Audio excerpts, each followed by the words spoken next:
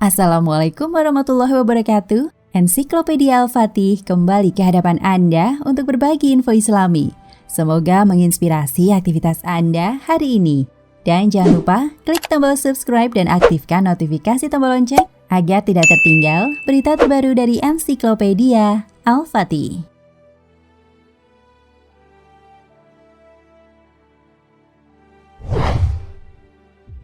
Bani Israel merupakan kaum pembunuh para nabi. Bahkan dalam suatu kisah, kaum Yahudi ini dikatakan telah membunuh 300 nabi Allah yang berasal dari kaumnya sendiri. Termasuk Nabi Zakaria alaihi salam yang dibelah dari atas kepala dan seluruh badannya hingga menjadi dua. Memenggal kepala Nabi Yahya alaihi salam serta mencoba membunuh Nabi Isa alaihi salam. Mereka juga telah berniat mencelakai Nabi Musa alaihi salam, berupaya membunuh Nabi Yusuf alaihi salam yang diceburkan ke dalam sumur, dan juga melakukan percobaan pembunuhan terhadap Rasulullah Shallallahu alaihi wasallam. Tidak salah jika dikatakan bahwa kaum Yahudi adalah kaum pembunuh para nabi. Tabiat Yahudi yang cenderung memusuhi jalan ketauhidan, memerangi para nabi Allah, menjadikan kaum ini sahabat bagi iblis. Allah Subhanahu wa Ta'ala berfirman tentang tabiat orang Yahudi yang memusuhi orang beriman. Sesungguhnya kamu dapati orang-orang yang paling besar permusuhannya terhadap orang-orang beriman ialah orang Yahudi dan orang musyrik. Dan sesungguhnya kamu dapati yang paling dekat persahabatannya dengan orang-orang beriman adalah orang-orang yang berkata, sesungguhnya kami ini orang Nasrani. Yang demikian itu disebabkan di antara mereka terdapat pendeta-pendeta dan rahib-rahib yang sesungguhnya mereka tidak sombong. Quran Surat Al-Maidah ayat 82.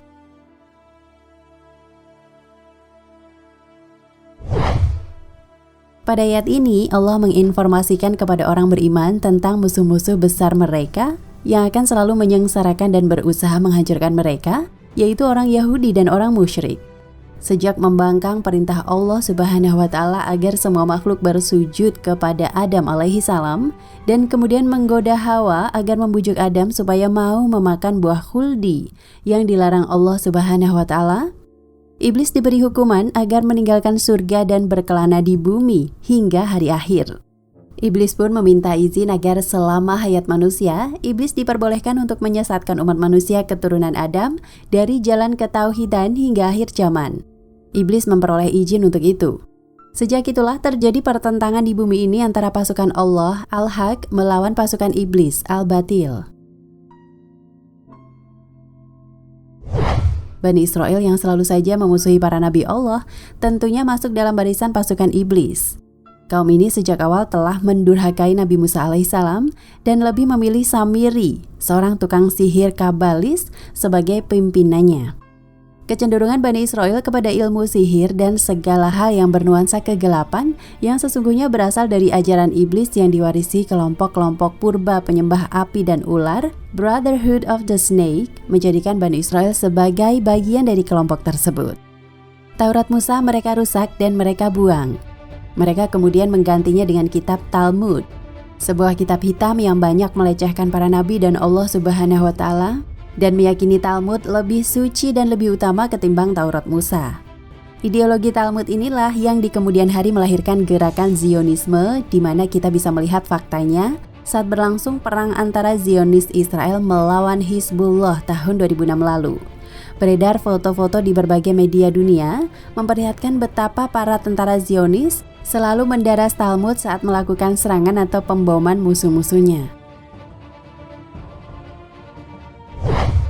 Setiap melakukan perang, kaum Yahudi Talmudian ini selalu saja membawa Talmud dan meyakini dengan sepenuh hati bahwa peperangan yang tengah mereka lakukan adalah peperangan suci yang meninggikan ajaran Lucifer, sang iblis, yang oleh kaum Yahudi Talmudian dianggap sebagai cahaya di atas cahaya, dan untuk menghancurkan musuh-musuh iblis itu sendiri.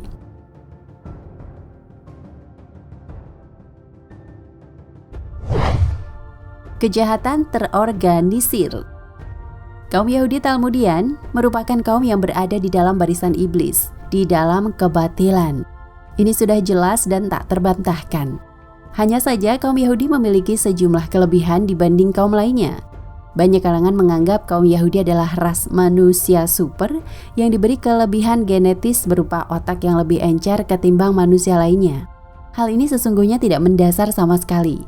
Yang terjadi sesungguhnya bukanlah keistimewaan genetis, namun keistimewaan berpikir kritis dan tradisi yang mereka pelihara sepanjang sejarah sebagai bangsa yang memang ditakdirkan untuk mengembara dari satu daerah ke daerah lainnya.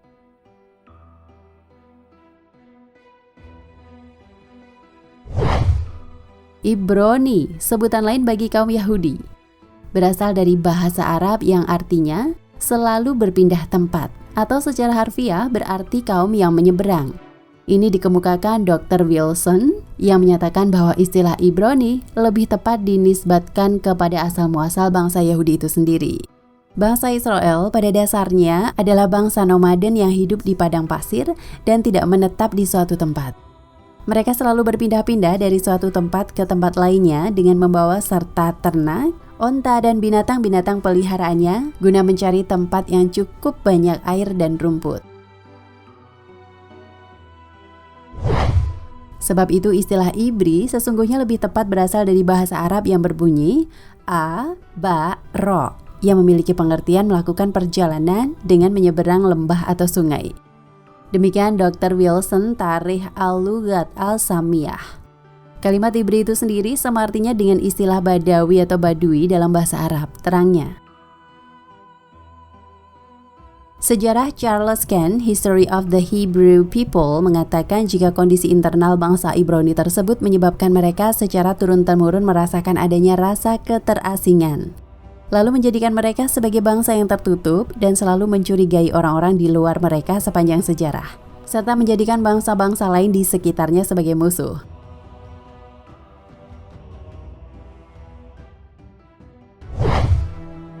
Loyal hanya kepada kelompoknya. Ini menyebabkan mereka tidak mengikatkan loyalitas kepada tanah atau negeri yang menyatukan mereka dengan bangsa-bangsa lain.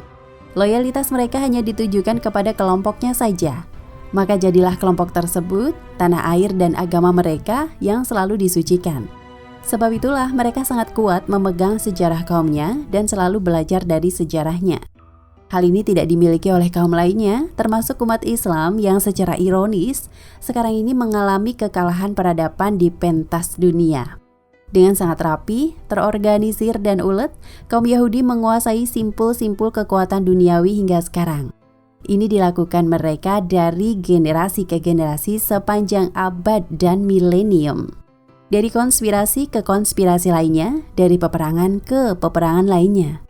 Inilah kelebihan mereka yang berpegang pada ajaran iblis, namun bisa mengorganisasikan diri dengan sangat baik, sehingga dewasa ini mereka bisa mencengkeram dunia dengan kuku-kukunya yang menjangkau semua negeri. Wallahu a'lam bishawab.